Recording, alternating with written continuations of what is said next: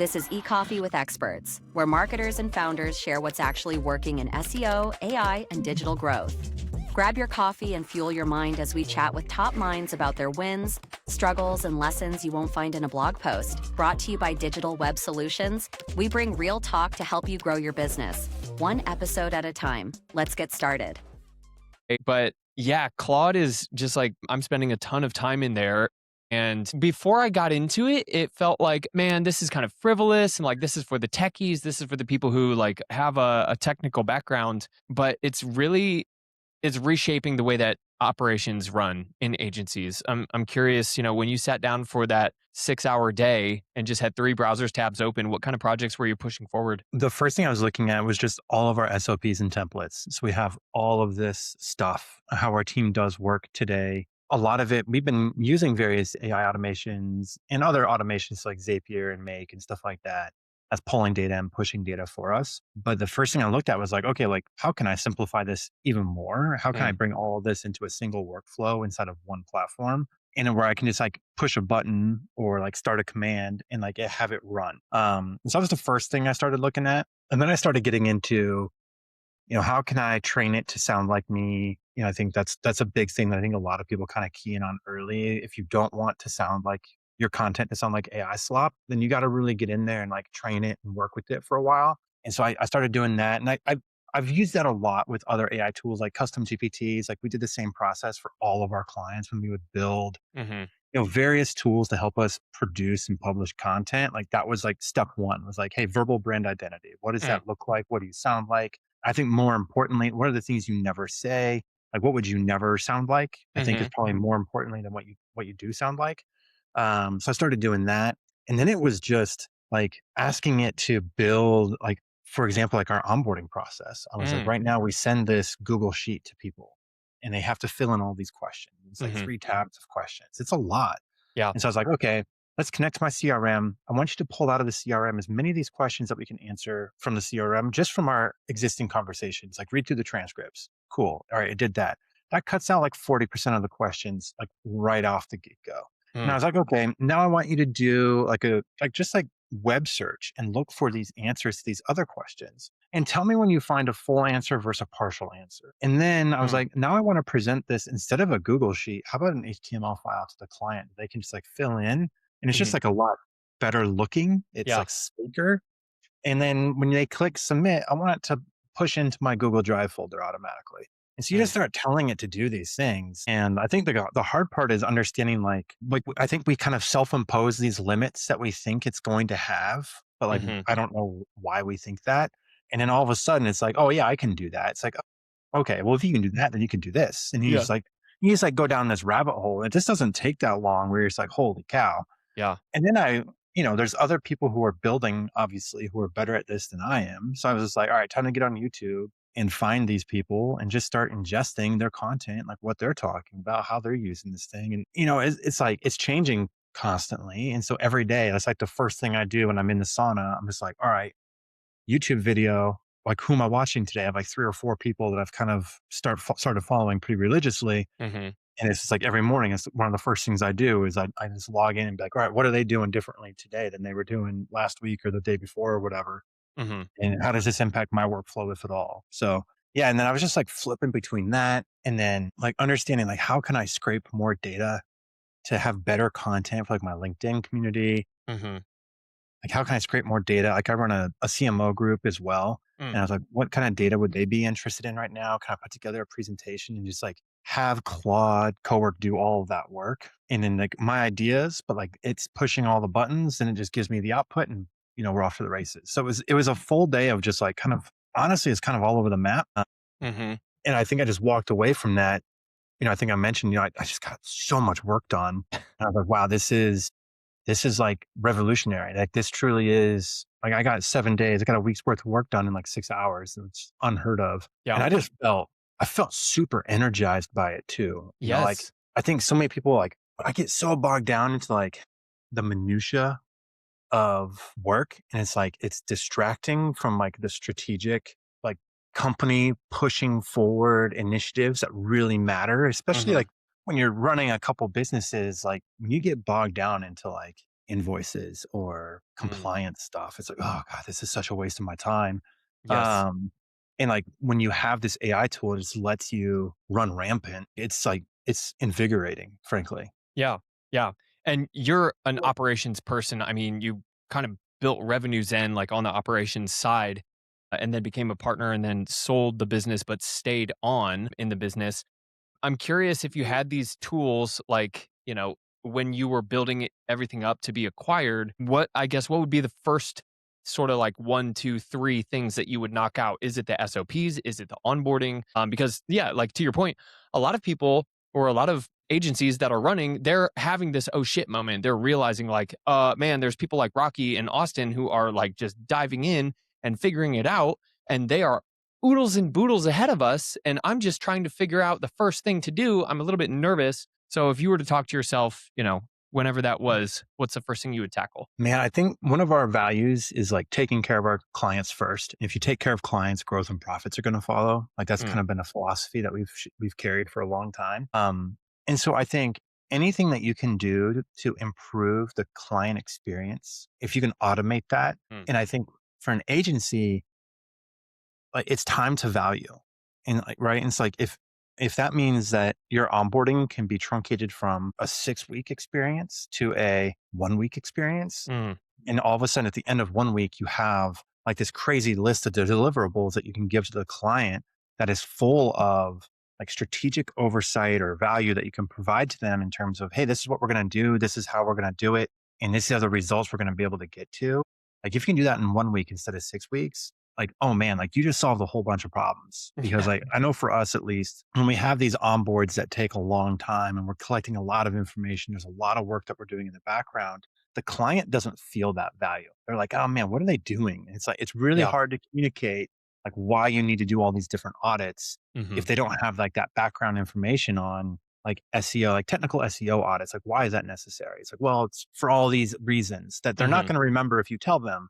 And so if you can just move it along and make it that much faster, like huge bonus. So I would, like all that being said, if I were to start in one place, I think it would be in your SOPs, like understanding your business. And of course I say that I'm an operator. But like, I really think like really make your business, like understand all that connective tissue in your business and think of all the things that are like button pushing tasks. Like those shouldn't exist anymore. Those mm, should be outsourced to an AI agent doing that stuff for you. And so that's where I would start, build a ton of efficiency. Cause once you build that efficiency, all of a sudden you're going to have an extra 2 hours a day on your hands. And then you can start building other aspects of the business and figuring out like, okay, where else can I inject this AI mm, and how can I use it to, again, build more efficiency, allow me to work on more things. Like from a business perspective, also like, I don't want to have to overhire. I don't want to have to hire more people than I yeah, need. yeah, And AI is really in that position. This is like good and bad in my mind, where it's yeah, like, yeah, I don't need a team of 10 anymore. I need a team of like 3 yeah, who are all just AI power users. But like ultimately that starts with you, the business owner, hmm, and setting that cultural expectation and standard, and then providing the training to the people who need it to like get them off the ground and running. Because for a lot of people, it's scary. Like, they're looking at their job. They're like, is my job safe? And I hear all these people say things like, your job isn't in danger of AI. It's in danger of people who know how to use AI. And my response to that is like, well, I'm not hiring any writers. Their job is in danger from AI. So yeah, like, I think it's a lie to tell people that. hmm, And I think like realistically, like if we look forward, 9 months, 12 months from now, I think we're going to see a massive impact to employment yeah, in this country across the board. yeah, And like, there's some CEOs, like the CEO of Writer, she was in Forbes 6 months ago or something. And I think she made a comment like 90% unemployment. Like, I was just like, oh, holy so they're moly, definitely talking about this. And I yeah, think it's kind of disingenuous for our leaders to say like, "Oh, your job's not in danger." Like, no, it is. My yeah, job too, by the way. hmm, I think as an agency in general, like the way we do work is changing, and like that just means we have to evolve with it. So yeah, I think I kind of went on a tangent there, but those are some of my no, thoughts. very valid points, and that segues perfectly into what do agencies of the future look like? Because you're right. I mean, Dario Amodei is saying like in the next, this was a couple months ago, he was saying in the next 5 years, up to 50% of entry level white collar jobs will be off the table. And I think it's accelerating past that. To your point, the number of 90% unemployment rate. I mean, depending on the industry, obviously, depending on the role, but we're Yeah. seeing companies come in, AI companies, startups, completely wipe out industries, like not just roles, but like entire industry. Like you said, writing or copywriting is like, holy crap, maybe it's not there to completely replaced. But if we're looking at agencies in the future, whether that's 12 months or 3 years, why would people still hire an agency with the learning curve being, not that steep to learn all these AI tools and plug them in together using natural language? Yeah, I mean, the barrier of entry is just getting lower and lower and lower. I think where you still need levels of expertise is in like, what do you do with this stuff? Mm, Right. And so, like, a good example is like, you've always been able to do keyword research. You can like use a tool like Ahrefs or Screaming Frog or whatever, mm, log in and do keyword research and pull out the information. You could just follow a guide and not know what you were doing. But then you get this document or you have like all this research and it's like, okay, like what am I going to do with this mm, now? And so the AI can help you and understand some of those things, but there's definitely some contextual information in how you understand what's happening there with respect to like your competitors and what they're doing. mm, The algorithm updates that are happening consistently, not only in Google, but then also for these LLM tools. And like that's an evolving and changing landscape. And so the question becomes, is it valuable for you to have that expertise kind of built in with an agency? mm, Or are you going to spend the time to either hire for that role internally? Or are you going to do it yourself? I think depending on where the organization is at, like if you have an internal marketing team, like I think that's a really serious question. Like, do we need an agency? Like, mm, maybe not. Or do I need a marketing team? Like, I don't know. Like, I think every business is going to have to kind of approach that from their own kind of philosophical point of view and cultural point of view. But I think there's still value in terms of the expertise that you bring. I mhm, see a big pivot for us in the near future just being how can we help these companies set up these tools where they can use them? Because it's really easy to get inundated with all these skills inside Claude, for example. mhm. And then it's like you start running it and then you just end up getting kind of like we were saying earlier, just like a bunch of slop because it's Yeah. just generic. And Mhm, so then the question is that a problem that you have with the AI engineering portion of it? Or is it a subject matter expertise portion of mm, this person isn't a marketer? And so they don't understand like some of the baseline fundamental aspects of what it takes to have a good SEO audit or a good content brief or something like that. And so I think what we're going to see is every role, strategist, account manager, whatever, mhm. you're going to need to adopt and build AI into your daily life. You're going to have to find ways on how you can use it and apply it. And so I think what organizations are going to end up, I think, really leaning on are going to be roles like these types of like AI implementation experts who can speak the language of different departments and Mhm. help them build those AI tools in house. And that's where I see like a strong case study there for like what agencies should look like in the future for like what we do, Yeah. like helping them build that stuff out. And then like, but like the cost of like doing the actual work, like that's just going to like nosedive, like Yeah. it's going to go way down. And I've even been saying that on some of my sales calls lately. I'm just like, yeah, like we're on the precipice of like this being instead of it being a $12,000 engagement a month, like being a $4,000 engagement per month. And I think a lot of agencies are probably really concerned about that because a Yeah. lot of their Of revenue is course. going to disappear, Yeah.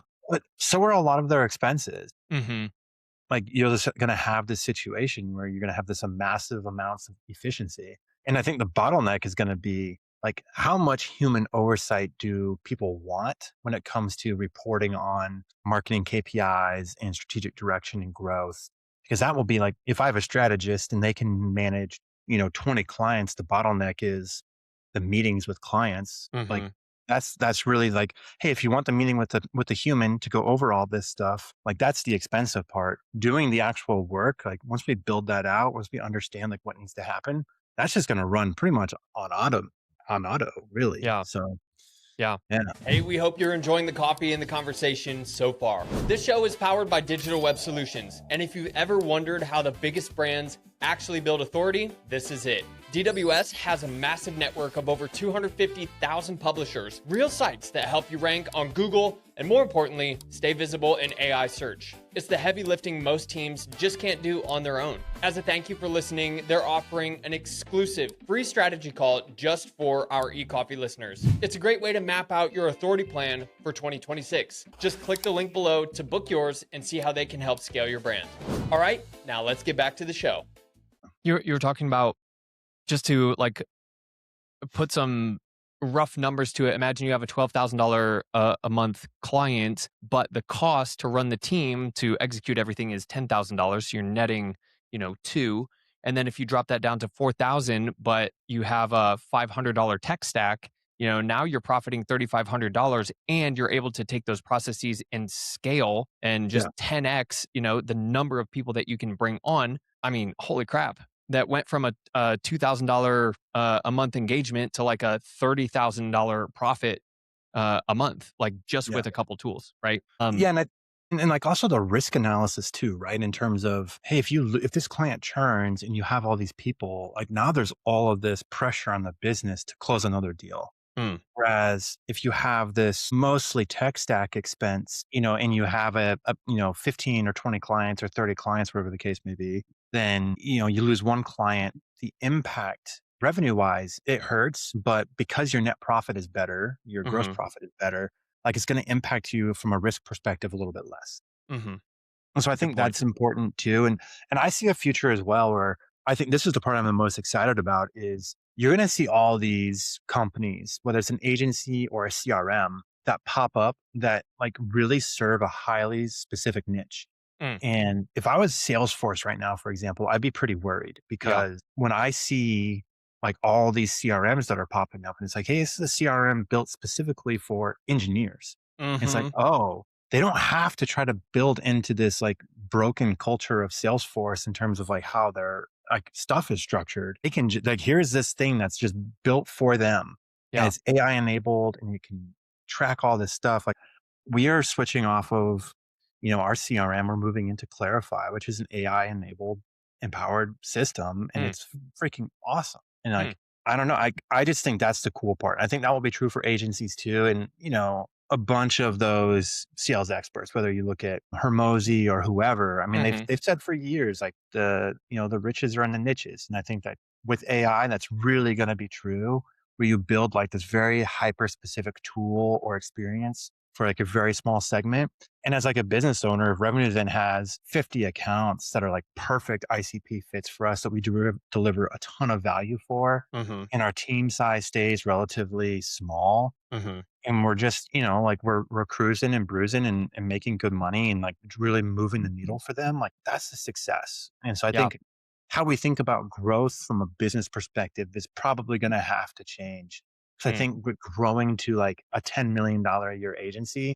Not that it's off the table. I just think it's going to be very difficult to do. I mean, it's difficult to do anyways, but I think it'll be even more difficult than it was in the past.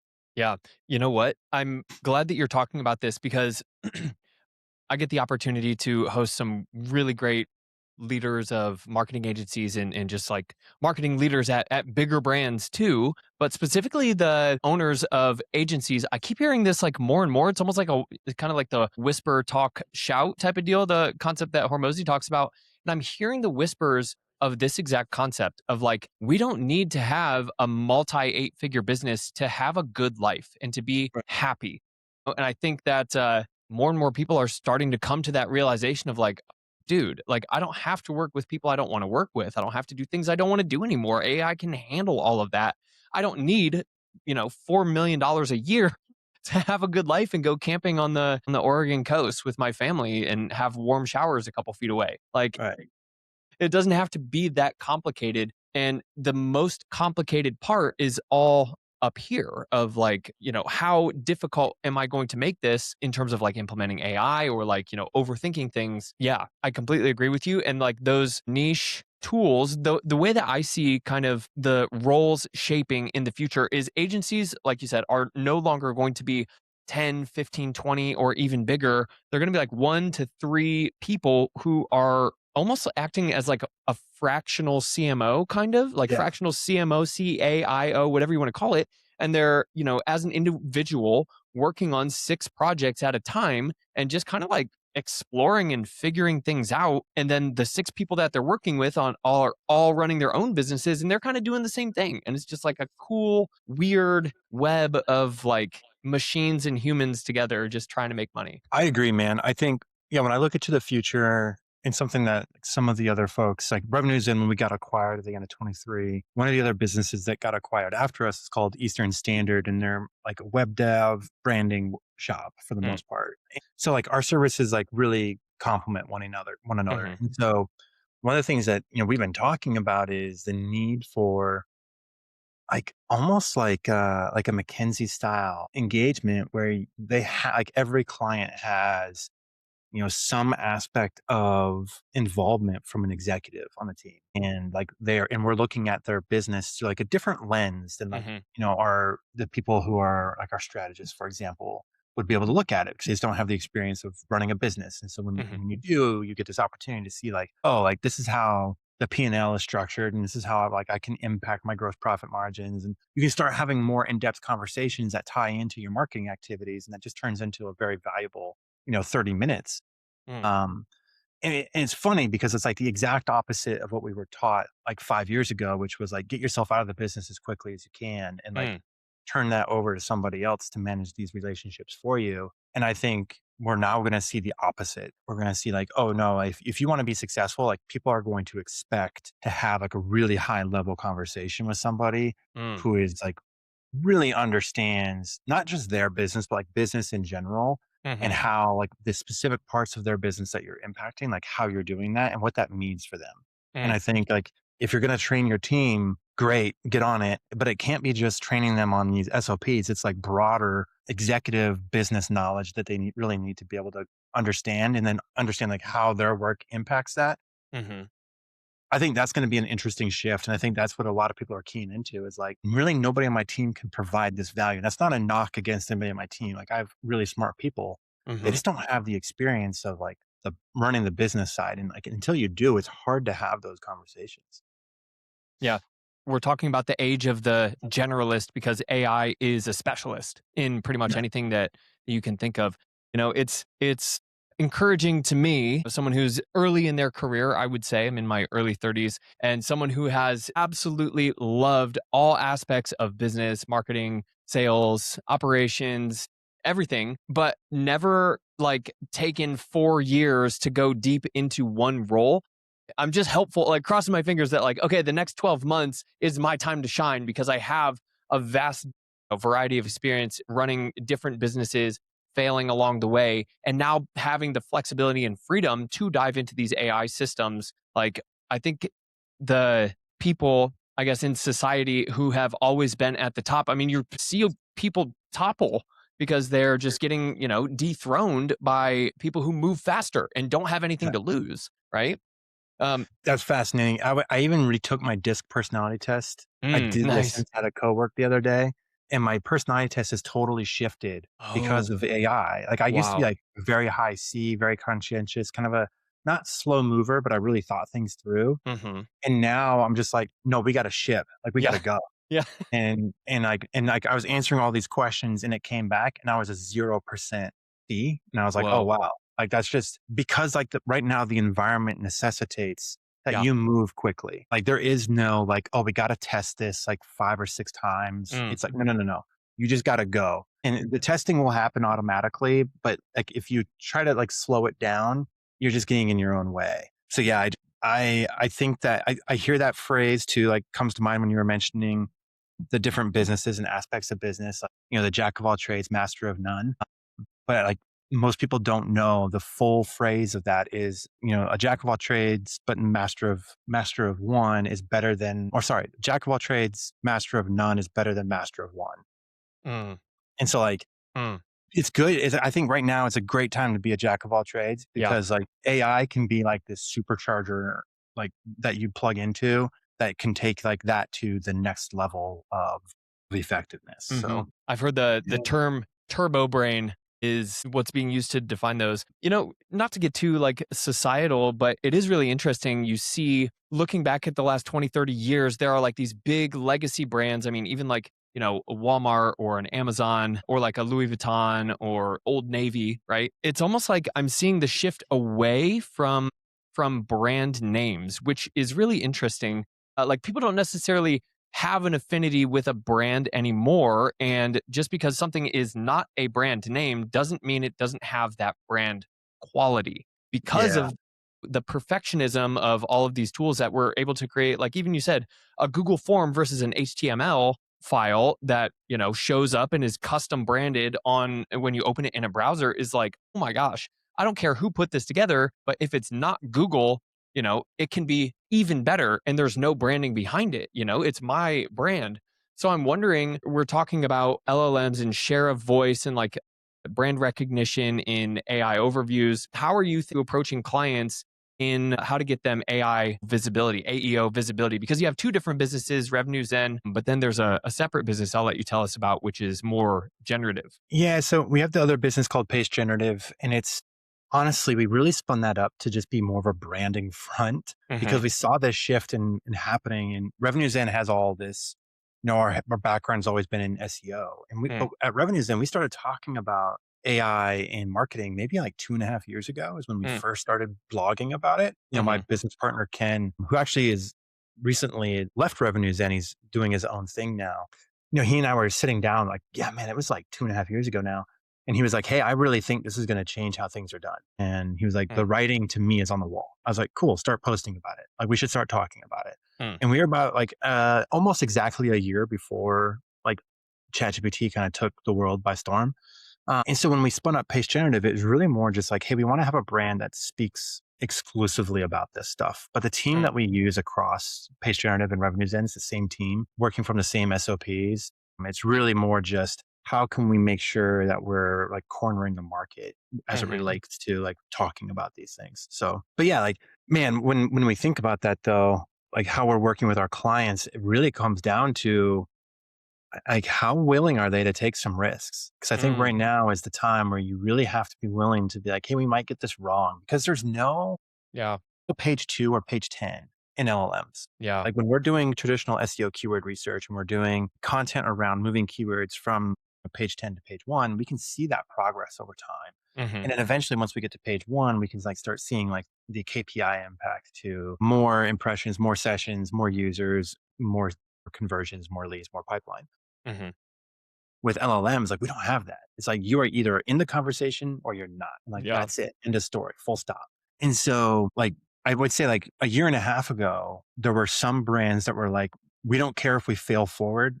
Like that's okay, but we want to go. And we were mm, like, great, let's do this. And those brands, frankly, are just the ones that are winning because they were the ones that like took that initial risk. And the people who are still on the sidelines, fortunately for them, I don't think enough brands actually have like an AEO or GEO strategy in place. And I do a lot of research into this when I'm doing like competitive analysis.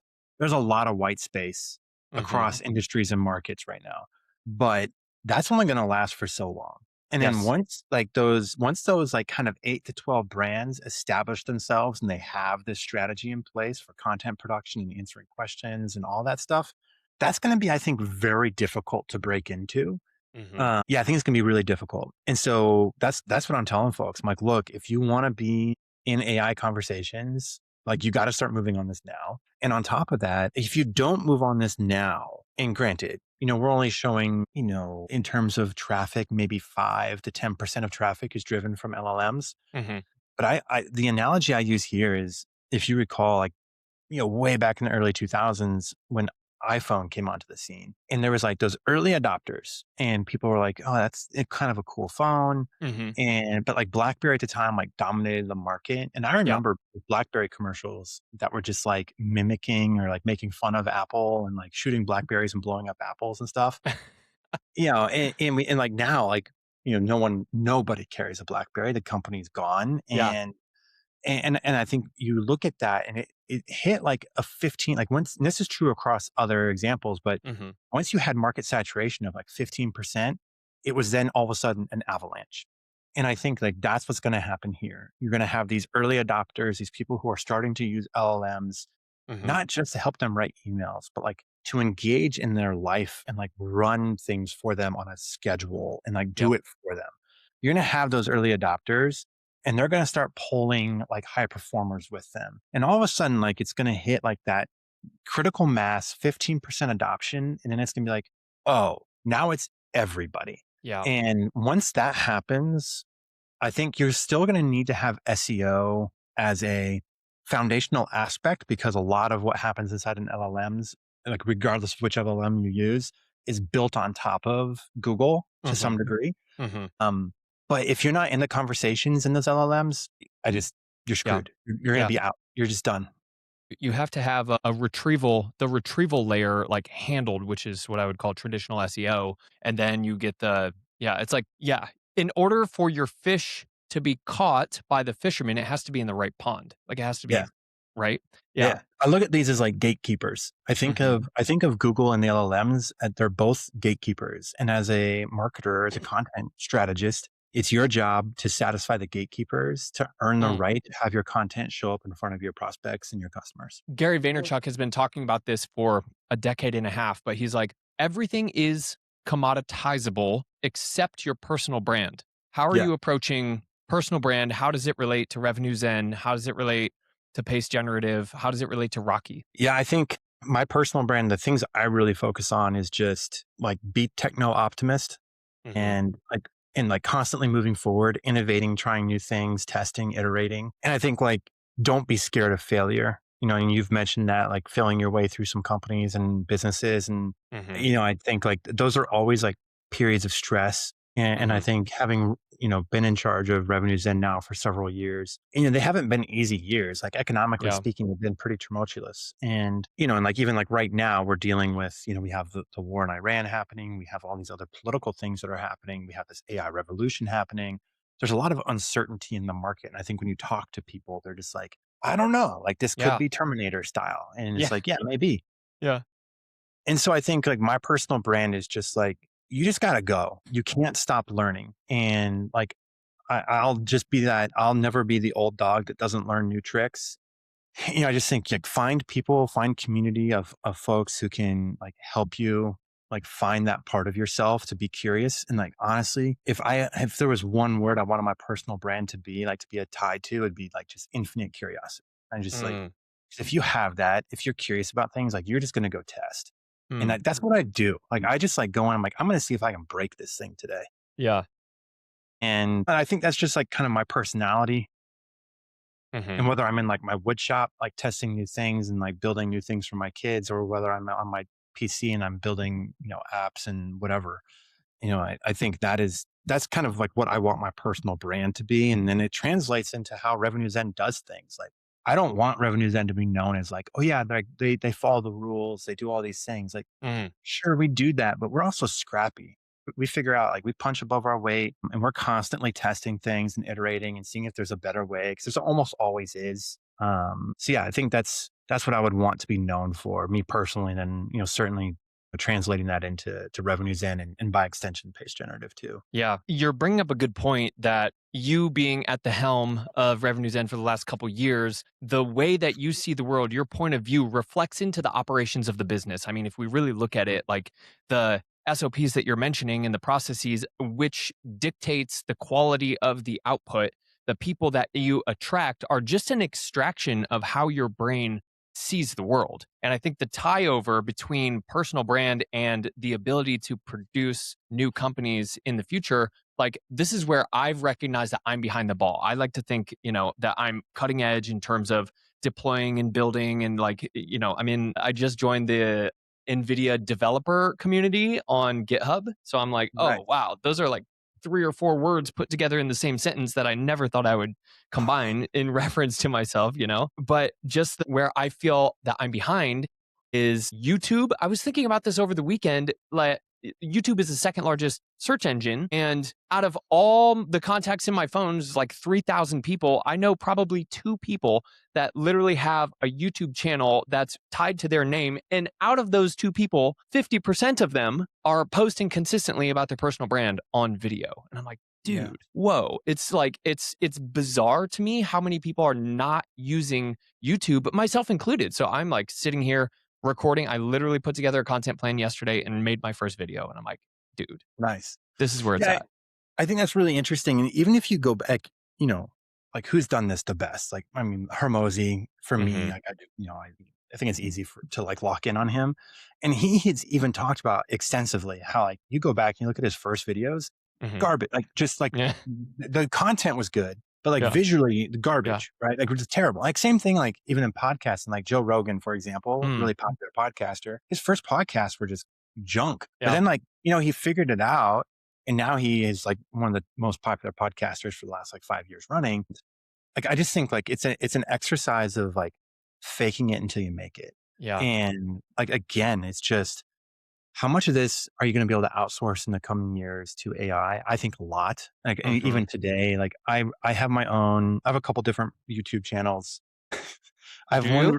Yeah, I have one that I've been working on for a while. It's like more political in nature. I'm just like interested in politics. And like, I haven't published to it in a while because I've just been so busy at work. But then my son got super into this YouTube channel called The Outdoor Boys. And it's just this dad. I think he's in Alaska. He has three Mm. boys.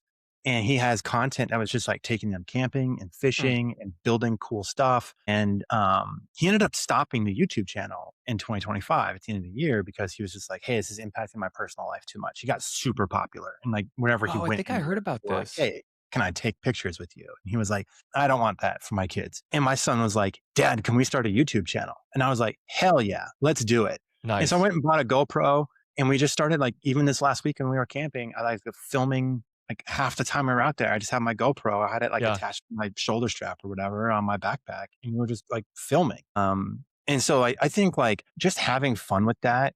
And like, I realized that if in that example, if nothing else, I'm preserving like my family's like experiences that we have together that we can then look back on, or I can like share with my aunts and uncles and grandparents, like, hey, go to this YouTube channel. You can see what we did over the weekend. It's just like this edited film. Mm. But I think again, like that barrier of entry for B-roll and all the things that make video like really stand out and engaging, like that barrier of entry is really coming down a Yeah. lot. And yeah, to your point, when it comes to being successful with content, if you're not on YouTube, I think in the coming, couple years, maybe couple months, like you're going to be behind the eight ball. And so like, that's Yeah. actually something we've been talking about at Yeah. RevenueZen quite a bit is like, hey, how do we parlay written content into YouTube content?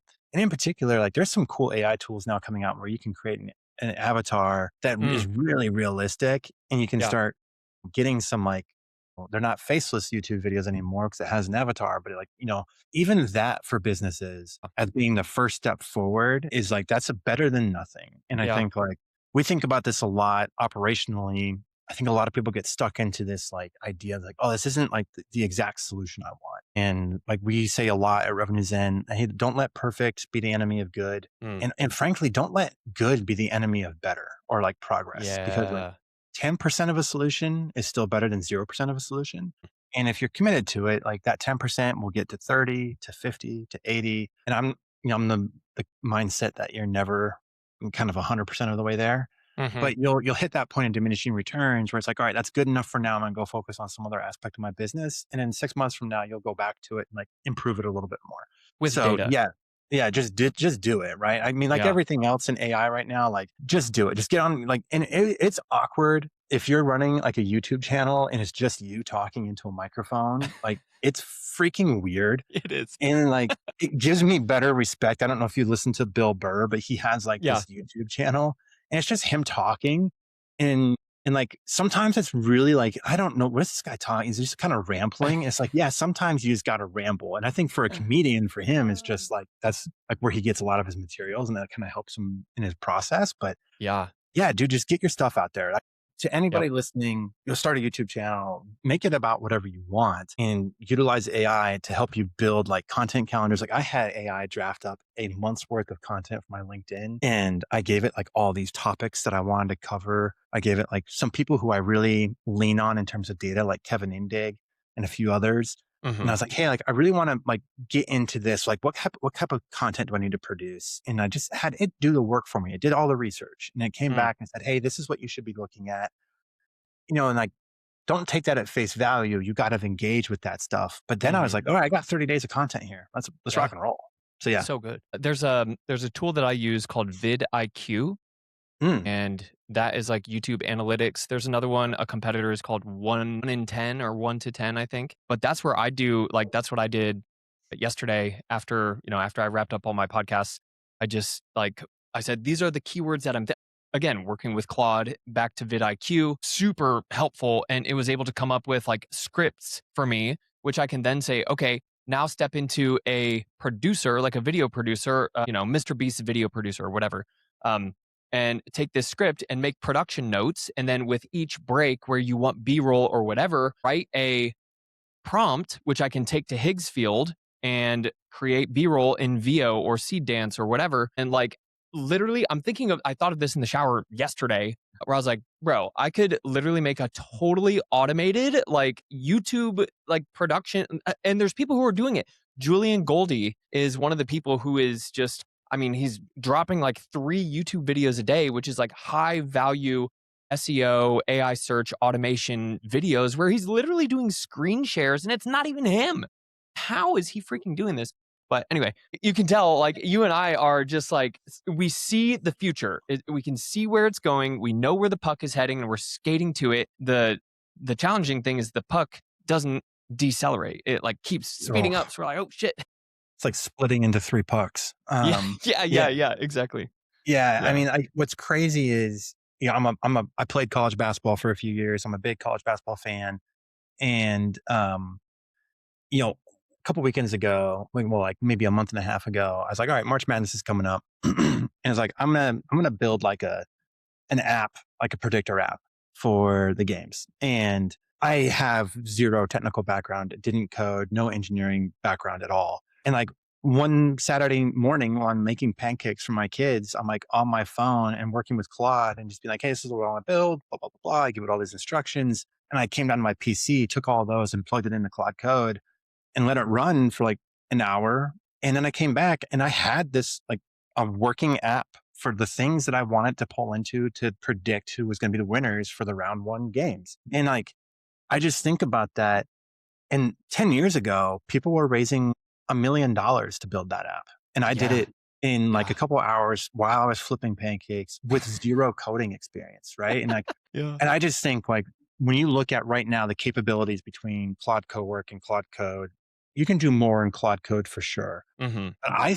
I have a feeling Anthropic's goal is to be like, all right, well, how can we bring Cowork up to the point where anybody who, regardless of technical acumen and experience, they can utilize this system as effectively as code. Mm-hmm. And I think we're going to see more and more from them, and it's going to narrow that gap. And the world is your oyster at that point. Make of it what you will. Yeah. And like you said, the gap is closing. The barrier to entry is dropping. The learning curve is shortening and it's becoming flat. Like, this is what I'm telling my fiance who works at Amazon. It got to the point a couple of weeks ago where we literally have a shared calendar, and 3 times a week I put on at like 7 p.m. It just says, do AI stuff. Like, that's the calendar event. And like, because I can sit here from 8 p.m. to 2 a.m., like no problem. And just, I blink my eyes and I'm like, oh crap. But, for the people who wake up at 4 a.m., like my fiance, and she gets to the office at 5, we are both very aware. We're like, you're on borrowed time right now. And what is going to happen? It's probably going to come out of nowhere, just like it did for the other 40,000 people that Amazon let go of in the first 3 months of 2026.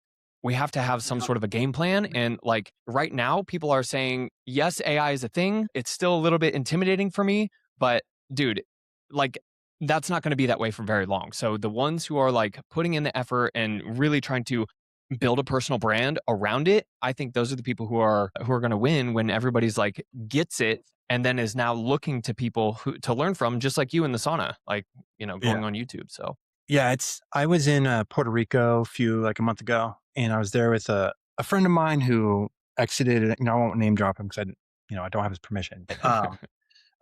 He exited a company very successfully, made a bunch of money, and he's working on something new now. And I was in Puerto Rico staying in his place. My family was there, and he had one of his coworkers that was working with him there, and they spent all day in Claude Code and Claude Cowork and just like flipping between the two and the terminal. And he has a coding background. Hmm.